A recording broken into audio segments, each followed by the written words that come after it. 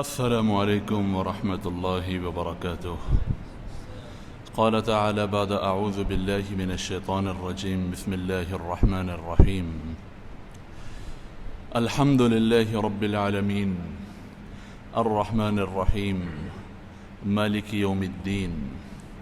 قال تعالى محمد رسول الله والذين معه أشداء على الكفار رحماء بينهم تراهم ركعا سجدا يبتغون فضلا من الله ورضوانا.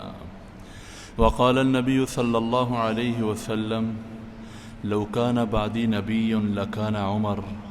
وقال النبي صلى الله عليه وسلم لكل نبي وزيران في السماء والأرض ووزيراي في السماء جبرائيل وميكائيل ووزيراي في الأرض ابو بکر و عمر او کما قال صلی اللہ علیہ وسلم. میرے محترم بھائیو اور دوستو، آج ذی الحج کی 26 تاریخ ہے. 3 دن بعد یا 4 دن بعد محرم الحرام مہینہ شروع ہونے والا ہے. یہ سال کا اسلامی سال کا آخری مہینہ ہے اور محرم الحرام سے اسلامی سال کی ابتدا ہوتی ہے.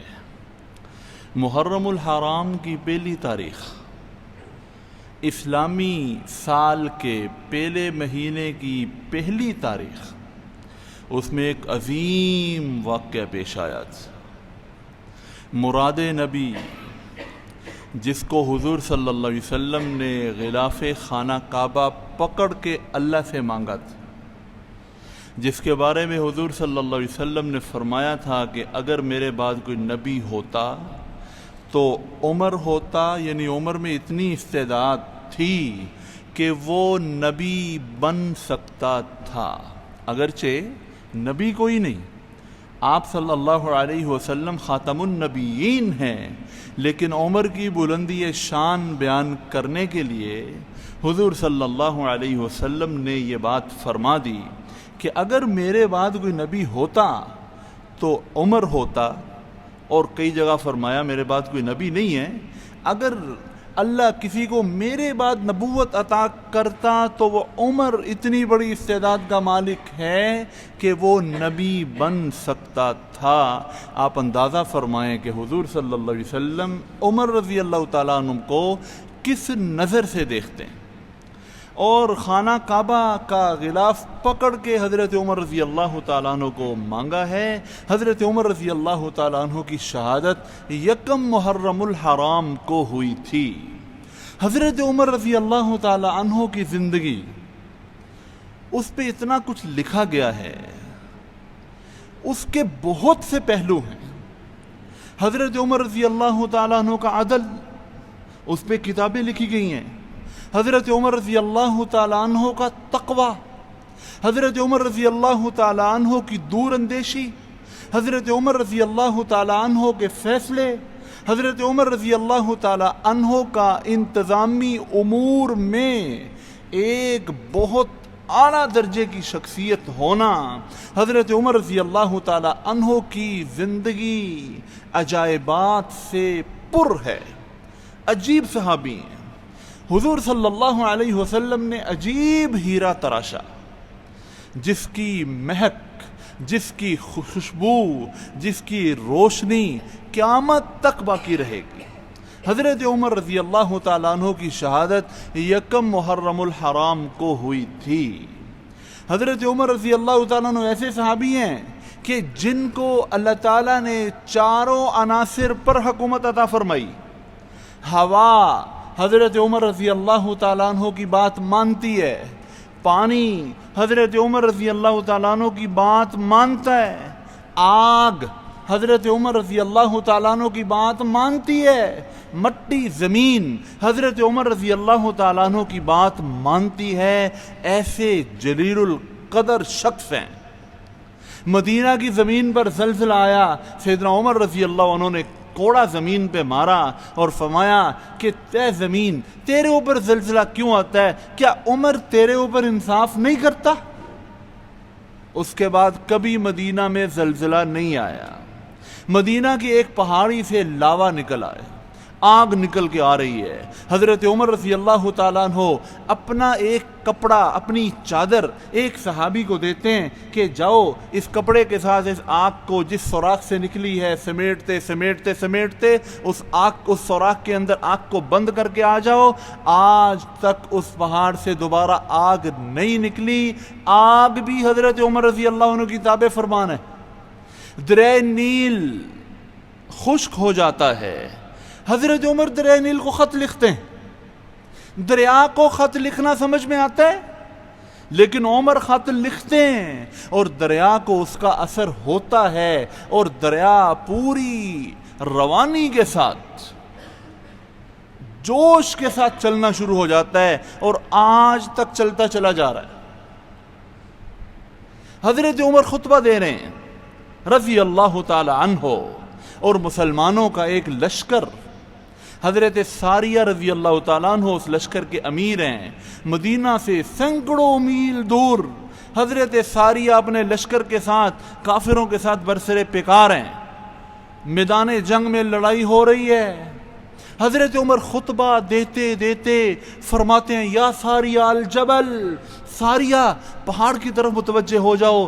دشمن پیچھے پہاڑ کی طرف سے آ کے حملہ کرنا چاہ رہا تھا. حضرت عمر نے مدینہ میں منبر رسول پر بیٹھ کر ساریہ رضی اللہ تعالیٰ عنہ کو آواز دی اور آواز ان تک پہنچی. سینکڑوں میل دور حضرت عمر کی آواز بغیر موبائل کے، بغیر کسی وہ رابطے کے آلے سے پہنچ رہی ہے اور فوراً حضرت ساریہ متوجہ ہوتے ہیں اور صحابہ حیران ہو جاتے ہیں کہ عمر خطبہ یہاں دے رہے ہیں اور ساریہ رضی اللہ تعالیٰ عنہ کو آواز دے رہے ہیں. اور جب لشکر واپس آتا ہے پھر حقیقت معلوم ہوتی ہے کہ حضرت عمر اگر ساریہ رضی اللہ تعالیٰ عنہ کو آواز نہ دیتے، ان کو متوجہ نہ کرتے، تو یہ فتح، یہ شکست کے اندر تبدیل ہو جانی تھی. حضرت عمر نے متوجہ کیا تو اللہ تعالیٰ نے عین وقت پر مسلمانوں کو متنبہ کر دیا اور مسلمان شکست سے دوچار ہونے سے بچ گئے. ہوا پر اللہ نے حکومت دی، پانی پر اللہ نے حکومت دی، آگ پر، زمین پر. ایسے اللہ کے عظیم حضور صلی اللہ علیہ وسلم کے صحابی ہیں. حضور صلی اللہ علیہ وسلم نے فرمایا عمر جس راستے میں تو آتا ہے اس راستے سے شیطان بھی بھاگ جاتا ہے. شیطان اپنا راستہ بدل لیتا ہے. کتنی ان کی نورانیت، کتنا بڑا ایمان ہوگا کہ شیطان حضرت عمر کا سامنا نہیں کر سکتا. حضرت عمر رضی اللہ تعالی عنہ کو ایک دفعہ حضرت علی رضی اللہ عنہ نے دیکھا ننگے پاؤں بھاگے جا رہے ہیں، سر پہ پگڑی بھی نہیں ہے اور سوٹ وہ بھی پیوند لگے ہوئے ہیں، پہنا ہوا ہے، اور حضرت عمر جنگل کی طرف بھاگتے جا رہے ہیں. حضرت علی باہر کی طرف سے آ رہے تھے. دوپہر کا وقت ہے، پسینے سے شرابور ہو رہے ہیں. حضرت علی رضی اللہ تعالی عنہ نے عرض کی امیر المومنین کہاں جا رہے ہیں؟ جوتا تو پہن لیتے ہیں، پگڑی آپ کی کہاں ہے؟ فرمایا بیت المال، مسلمانوں کا جو مال ہے اس کا ایک اونٹ بھاگ گیا ہے، میں اس کو پکڑنے جا رہا ہوں. کہا یا امیر المومنین اپنے غلام کو بھیج دیتے. فرمایا وہ سویا ہوا تھا، میں نے اس کو جگانا مناسب نہیں سمجھا اور مجھے یہ بھی خطرہ تھا کہیں اونٹ نکل نہ جائے، لہذا میں نے خود ہی دوڑ لگا دی اور خود ہی اونٹ کی تلاش میں نکل آیا. ایسے صحابی ہیں. حضرت عمر رضی اللہ تعالیٰ عنہ کے دور میں ایک عجیب واقعہ پیش آیا. حضرت عباس رضی اللہ تعالیٰ عنہ کا گھر مسجد نبوی کے صحن کے ساتھ ملا ہوا تھا. ان کے گھر کی چھت پر جب بارش برستی تھی ایک پرنالہ تھا جو حضرت عباس کے گھر کی چھت پہ لگا ہوا تھا. اس پرنالے سے پانی مسجد نبوی میں آنے والے راستے کی طرف گرتا تھا اور مسلمانوں کے کپڑوں پہ چھینٹے پڑتے تھے. ایک دفعہ حضرت عمر رضی اللہ تعالیٰ عنہ نے دیکھا بارش ہو رہی ہے، صحابہ رضی اللہ تعالیٰ عنہ مسجد کی طرف آ رہے ہیں، ان کے کپڑوں پہ چھینٹے پڑ رہے ہیں. حضرت عمر رضی اللہ تعالیٰ عنہ نے مسلمانوں کی آسانی کے لیے حکم دے دیا. حضرت عباس اس وقت مدینہ میں نہیں تھے، کہیں گئے ہوئے تھے. وہاں نہیں تھے۔ حضرت عمر رضی اللہ تعالیٰ عنہ نے وہ پرنالہ اس جگہ سے ہٹا کے دوسری طرف لگا دیا تاکہ مسلمانوں کو آنے میں کوئی مشکل نہ ہو۔ حضرت عباس رضی اللہ عنہ اس دن شام کو یا اگلے دن جب واپس آتے ہیں، دیکھتے ہیں میرے گھر کا پرنالہ وہ اس جگہ پر نہیں ہے جہاں پہلے نصب تھا۔ اس وقت مدینہ کے قاضی حضرت ابی بن کعب رضی اللہ تعالیٰ عنہ ہیں۔ حضرت عباس سیدھے ابی بن کعب کے پاس، جج کے پاس، اور جا کے کہتے ہیں عمر رضی اللہ عنہ نے میری غیر موجودگی میں میرے گھر کا پرنالہ اس کی جگہ سے ہٹا کر دوسری طرف لگایا ہے، میری اجازت کے بغیر عمر میرے مکان میں کیسے تصرف کر سکتا ہے؟ میرا انتظار تک نہیں کیا، لہذا بلائیے ان کو۔ حضرت ابی نے 2 بندوں کو بھیجا، امیر المؤمنین آپ کو قاضی صاحب بلا رہے ہیں۔ حضرت عمر فوراً دربار کے اندر حاضر ہو گئے۔ حضرت عمر دربار قاضی کے اندر پہنچتے ہیں، قاضی اپنی جگہ پہ بیٹھے رہتے ہیں، وہ امیر المومنین کے استقبال کے لیے کھڑے نہیں ہوتے، بلکہ امیر المومنین کو کہتے ہیں امیر المومنین آپ بھی عباس رضی اللہ تعالیٰ عنہ کے ساتھ کٹہرے میں کھڑے ہو جائیے۔ جی عباس آپ اپنا مقدمہ پیش کیجئے۔ وہ کہتے ہیں جی میرے گھر کا پرنالہ حضرت عمر نے میری اجازت کے بغیر اس کی جگہ سے ہٹا کر دوسری جگہ لگایا ہے، میری اجازت انہوں نے کیوں نہیں لی؟ میرے گھر میں یہ تصرف کیوں کر سکتے ہیں؟ حضرت عمر رضی اللہ تعالیٰ عنہ سے پوچھا گیا آپ نے کیوں ایسا کیا؟ انہوں نے فرمایا بات یہ ہے کہ میں نے دیکھا مسلمانوں کو آنے میں مشقت ہو رہی تھی، ان کے کپڑوں پہ چھینٹے پڑ رہے تھے، بارش ہو رہی تھی، پر نالے سے جو پانی آ رہا تھا مسلمانوں کے کپڑے خراب ہو رہے تھے، تو میں نے تو مسلمانوں کے فائدے کے لیے یہ وہاں لگایا تھا۔ حضرت عباس رضی اللہ تعالی عنہ نے کہا عمر کیا تجھے معلوم ہے یہ پرنالہ حضور صلی اللہ علیہ وسلم نے اپنے ہاتھ سے وہاں نصب کیا تھا؟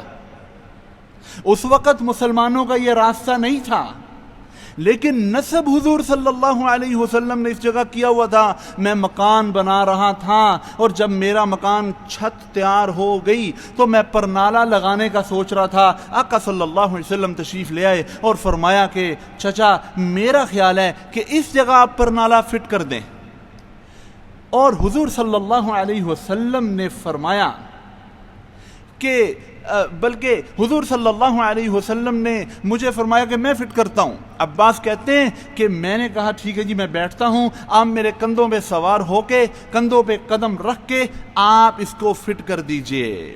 لیکن جیسے ہی نبوت نے حضرت عباس کے کندھوں پہ قدم رکھے، حضرت عباس حالانکہ اتنے جوان تھے، حضرت عباس رضی اللہ تعالیٰ عنہ جب گھوڑے پہ بیٹھتے تھے تو ان کے دونوں پاؤں زمین کو لگا کرتے تھے، اتنے جوان تھے۔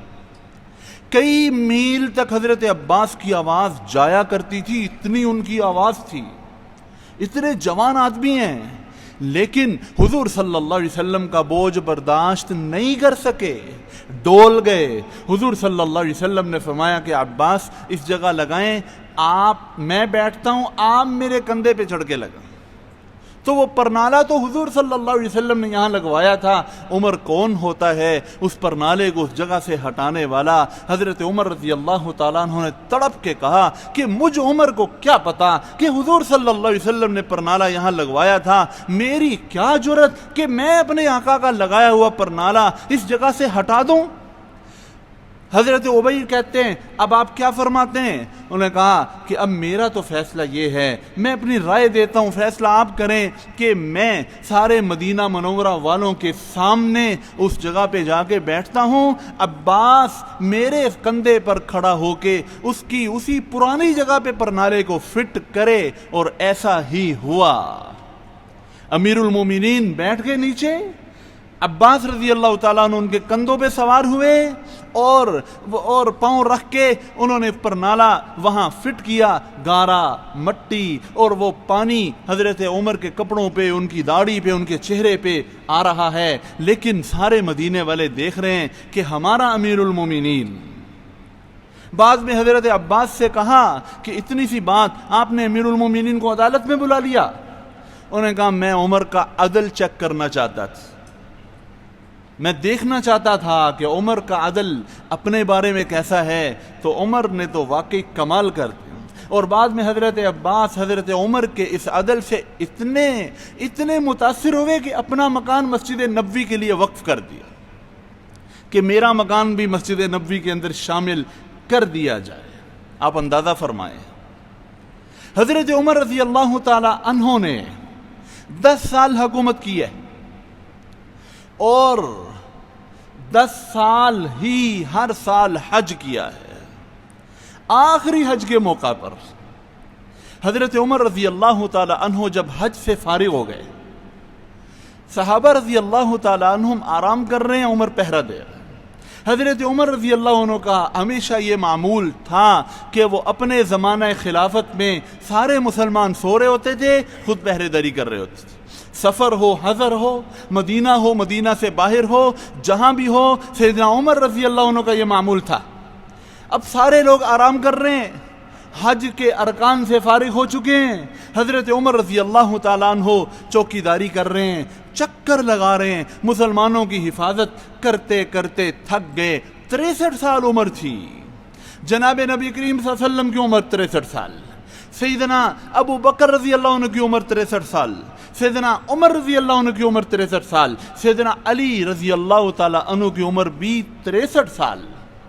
تو 63 سال عمر تھی، پہرا دیتے ہوئے چلتے پھرتے دن کو بھی امور میں مشغول رہے، تھک گئے اور ایک اینٹ کا ٹکڑا رکھا اور سر رکھ کے لیٹ گئے، جاگ رہے تھے۔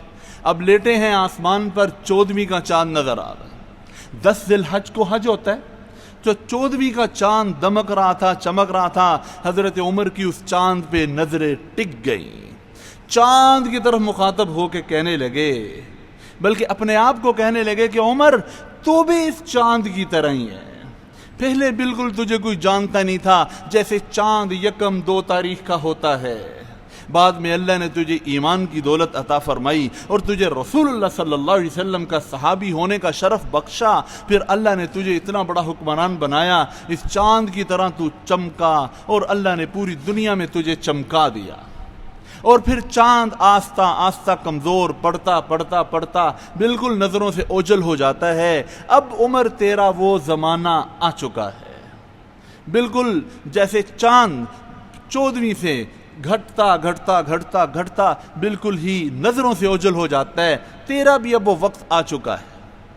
حضرت عمر رضی اللہ عنہ نے خواب دیکھا، حضور صلی اللہ علیہ وسلم کی زیارت ہوئی، عرض کی یا رسول اللہ میں بہت تھک گیا ہوں، میں بوڑھا ہو گیا ہوں، جس طرح پہلے میں لوگوں کی حفاظت کر سکتا تھا، ان کے معاملات دیکھ سکتا تھا، ہمت کے ساتھ امور حکومت چلا سکتا تھا، اب میرے اندر وہ ہمت نہیں رہی، میں آپ صلی اللہ علیہ وسلم کے پاس آنا چاہتا ہوں۔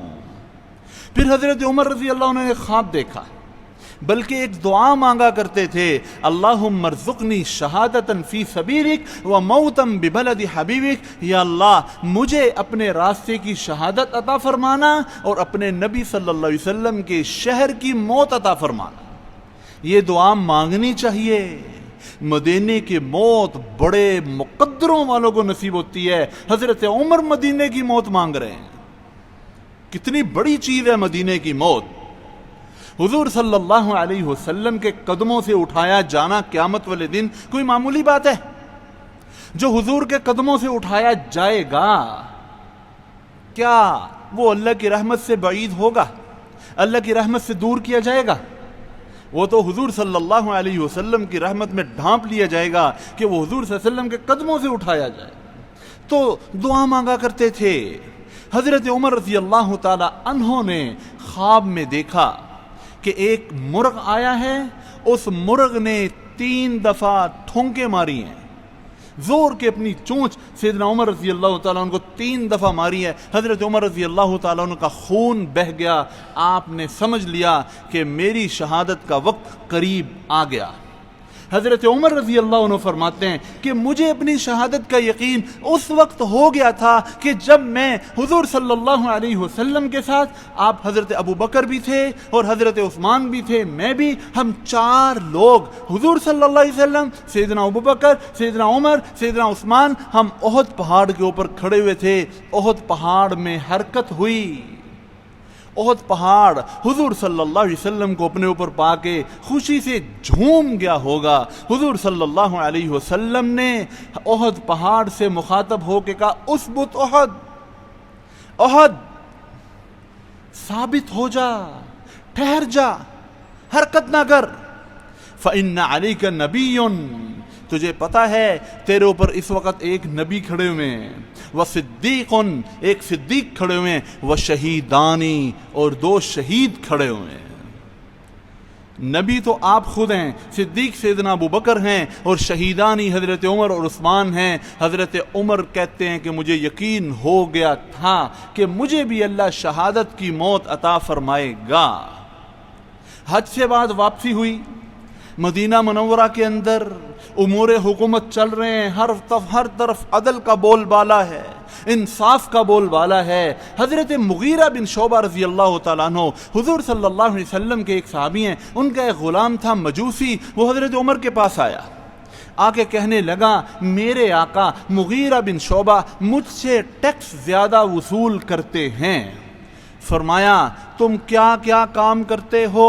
اس نے کہا، جی میں پتھر کا کام بھی کرتا ہوں، میں لوہے کا کام بھی کرتا ہوں، میں چکیاں بھی بناتا ہوں، میں سونار بھی ہوں۔ حضرت عمر نے فرمایا کہ جتنے تم کام جانتے ہو، جتنا تم کما لیتے ہو، مغیرہ تمہارے ساتھ زیادتی نہیں کرتا، وہ بالکل تمہاری مزدوری تمہارے مطابق جتنا تم کماتے ہو اس سے کم لیتا ہے، زیادہ نہیں لیتا، وہ اس سے زیادہ بھی وصول کر سکتا ہے، لہذا میں مغیرہ کو کچھ نہیں کہوں گا، البتہ ایک کام میں تجھ سے لے سکتا ہوں، تجھے اس کا فائدہ زیادہ ہوگا۔ یہ مسجد، یہ مدینہ منورہ، اس کے لیے ایک بہترین چکی بناؤ۔ اس نے کہا نا، میں چکیاں بناتا ہوں، چکی بناؤ، مسلمانوں کے کام آئے گی، جتنی اس کی اجرت بنتی ہے میں تمہیں اس سے زیادہ دوں۔ وہ مجوسی تھا، اس نے کہا کہ عمر، آپ کو بھی ایک چکی کی ضرورت ہے، میں ایسی چکی بنا کے دوں گا کہ زمانہ یاد کرے گا۔ حضرت اس کے جانے کے بعد حضرت عمر رضی اللہ عنہ فرمایا کہ یہ مجھے قتل کرنے کی دھمکی دے کے گیا ہے۔ صحابہ نے کہا، ابھی اس کو پکڑتے ہیں؟ فرمایا، نہیں، کسی کے جرم کے ثابت ہونے سے پہلے اس کو پکڑنا عدل کے خلاف ہے۔ حضرت عمر رضی اللہ عنہ فجر کی نماز پڑھانے کے لیے تشریف لائے۔ آپ کی عادت مبارکہ تھی، جب ہم مسجد میں داخل ہوتے تھے تو صفوں کو، ہماری طرح نہیں تھا کہ مسجد میں چند لوگ بیٹھے ہوئے ہیں، مسجد کھچا کھچ صحابہ سے بھری ہوتی تھی۔ حضرت عمر آگے بڑھتے بڑھتے صفوں کو سیدھا کرواتے کرواتے، ایک ایک صف کو سیدھا کرواتے کرواتے آگے مصلی تک پہنچا کرتے تھے۔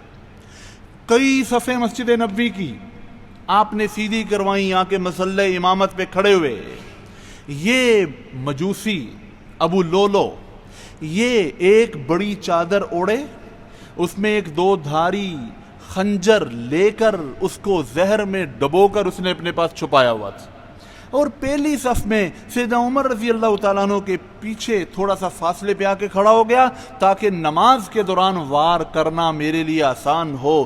ویسے تو ہمت نہیں تھی ان کا سامنا کرنے کی، نماز میں جب وہ اللہ کی طرف متوجہ ہیں اس وقت اس نے میں جا کے وار کروں گا۔ حضرت عمر نے نماز شروع کی۔ اب نماز جیسی شروع کی، تھوڑی سی تلاوت کی ہے، آپ کی عادت تھی آپ لمبی لمبی رکعتیں پڑھتے تھے، اندھیرے میں نماز شروع کرتے تھے، روشنی میں جا کے نماز ختم کیا کرتے تھے۔ سورہ کہف، سورہ یوسف جیسی لمبی صورتیں آپ فجر میں پڑھا کرتے تھے۔ اور جب نماز شروع کی ہے، اس نے جب دیکھا کہ نماز میں مگن ہیں، سارے صحابہ نیت باندھ کے اللہ کے حضور کھڑے ہیں، تو وہ ایک دم آگے بڑھا اور زور سے خنجر کے ساتھ 3 وار حضرت عمر رضی اللہ تعالی عنہ کے پیٹ پر کیے۔ حضرت عمر رضی اللہ عنہ دھڑام سے نیچے گرے، اتنے زبردست زخم لگائے، حضرت عمر سے برداشت نہیں ہوئے، وہ گر گئے۔ عبد الرحمن بن عوف حضرت عمر کے پیچھے کھڑے ہوئے تھے، انہوں نے فوراً آگے بڑھ کے چھوٹی صورتوں کے ساتھ نماز مکمل کروائی۔ اب جب اس نے دیکھا کہ میں حضرت عمر رضی اللہ تعالیٰ کو اتنا زخمی کر چکا ہوں کہ اب یہ نہیں بچتے، اس نے دوڑنا چاہا۔ صحابہ کی صفیں بڑی ملی ہوئی ہوتی تھیں، اس کو دوڑنے کی جگہ ہی نہیں ملی۔ اب وہ صفوں اس کو چیرتا ہوا صحابہ کو ادھر ادھر کرنے کے لیے خنجر چلاتا ہوا پیچھے کی طرف جا رہا ہے۔ 17 صحابہ رضی اللہ تعالیٰ عنہم کو اس نے زخمی کر دیا، ان میں سے 9 موقع پر شہید ہو گئے۔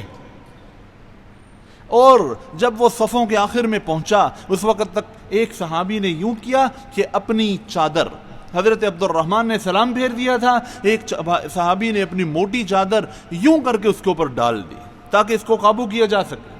اب جب اس نے دیکھا کہ ابھی میں پکڑا جاؤں گا تو اس نے اپنے ہی خنجر سے اپنا پیٹ چاک کر دیا، خودکشی کر لی۔ حضرت عمر رضی اللہ تعالیٰ عنہ کو نماز کے بعد خونوں خون ہو گئے، ان کو اٹھا کے لایا جاتا ہے گھر۔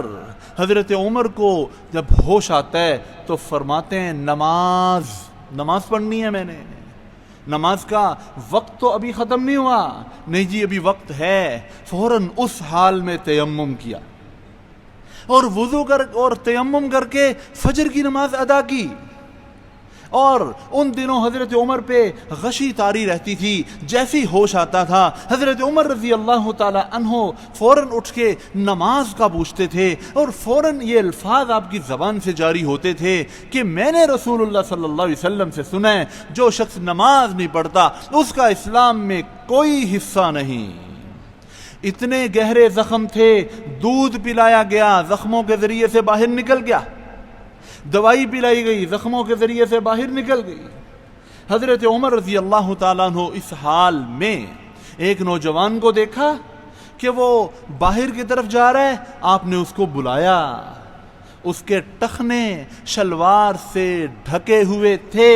حضرت عمر نے اس کو اس حال میں کہا، بیٹا شلوار کو ٹخنوں سے اوپر رکھا کرو، شلوار کو ٹخنوں سے نیچے نہ رکھا کرو۔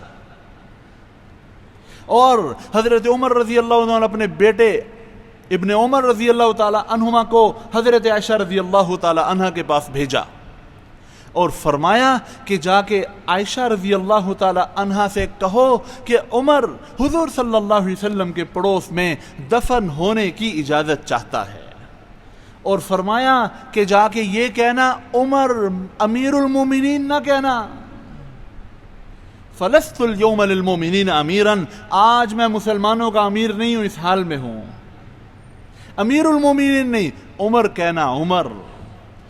کیسی دقت نظر ہے کہ امیر المومنین کے لفظ میں ایک روب ہے کہ امیر المومنین سب سے بڑا عہدہ ہے، امیر المومنین نہیں، عمر کہ میرے بابا عمر کہہ رہے ہیں کہ اگر آپ اجازت دیں میں حضور صلی اللہ علیہ وسلم کے پڑوس میں دفن ہو جاؤں۔ حضرت عائشہ رضی اللہ تعالی عنہا نے بڑی خوشی سے اجازت دی، فرمایا جگہ تو میں نے اپنے لیے رکھی ہوئی تھی لیکن عمر کے احسان کو میں کب بھول سکتی ہوں۔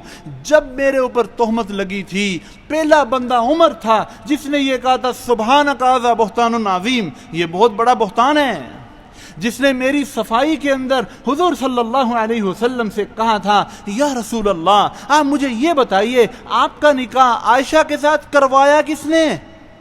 جب عائشہ کو اللہ نے آپ کے گھر بھیجا ہے تو پھر اللہ ہی اس کو آپ کے گھر سے نکالے گا تو نکلے گی، کوئی اور اس کو کیسے آپ کے بستر سے دور کر سکتا ہے؟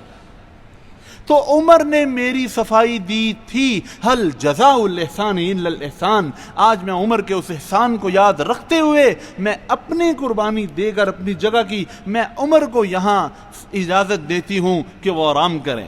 حضرت عبداللہ واپس آئے، ابا جی اجازت مل گئی ہے، فرمایا کہ جب میں شہید ہو جاؤں پھر دوبارہ جانا ممکن ہے میری زندگی میں، میرے حیا سے اجازت دی ہو، میرے جنازے کو جا کے باہر رکھنا حجرے سے باہر، اور اندر جا کے پوچھنا کہ ماں جی اجازت ہو تو والد صاحب کو دفن کر دیتے ہیں ورنہ جنت البقیع میں۔ حضرت عائشہ نے فرمایا روتی ہوئی نکلی، ہاں ہاں کیوں نہیں، عمر کو آنے دو، عمر کو یہاں دفن کر دیتے ہیں، میں جنت البقیع میں دو، کیوں وہاں جگہ اتنی تھی۔ حضرت عائشہ نکل گئیں، حضرت عمر رضی اللہ تعالیٰ عنہ کی نماز جنازہ حضرت صہیب رومی رضی اللہ تعالیٰ عنہ نے پڑھائی، اور حضرت عمر رضی اللہ تعالیٰ عنہ کو وہاں حضور صلی اللہ علیہ وسلم کے پڑوس میں دفن کر دیا گیا۔ ایک دفعہ حضور صلی اللہ علیہ وسلم مسجد میں داخل ہوئے، حضرت ابو بکر دائیں طرف ہیں، حضرت عمر رضی اللہ عنہ بائیں طرف ہیں، آپ اس طرح کٹھے مسجد میں داخل ہوتے ہیں، صحابہ رضی اللہ تعالیٰ عنہ دیکھ کے خوش ہو جاتے ہیں کہ کتنے پیارے لگ رہے ہیں۔ حضور صلی اللہ علیہ وسلم فرماتے ہیں ہاکذا نبعث یوم القیامہ، قیامت میں ہم یوں ہی اٹھائے جائیں گے، عمر میرے ساتھ ہوں گے اور ابو بکر ایک طرف ہوں گے، عمر میرے ایک طرف ہوں گے، اسی طرح ہم اٹھائے جائیں گے۔ ایک حدیث میں آتا ہے اللہ نے مجھے، ابو بکر کو، عمر کو ایک ہی مٹی سے پیدا کیا ہے۔ تو بہت بڑی شان ہے یہ جو اسلامی سال، اس کی پہلی تاریخ یہ ہمیں پیغام دے رہی ہے، حضرت عمر رضی اللہ تعالیٰ عنہ جیسا تقوی پیدا کرو، ان کی زندگی کو اپناؤ، ان کی زندگی کا تذکرہ کیا کرو۔ سال کی شروعات ہمیں بتا رہی ہے ان کی زندگی کا تذکرہ، حضرت عمر کا تذکرہ نور ہے، ان کے تذکرے سے شیطان بھاگتا ہے، ایمان کی کیفیات نصیب ہوتی ہیں۔ اللہ تعالی ہم سب کو حضرت عمر رضی اللہ عنہ کے نقش قدم پہ چلنے کی توفیق عطا فرمائے۔ وآخر دعوانا الحمدللہ۔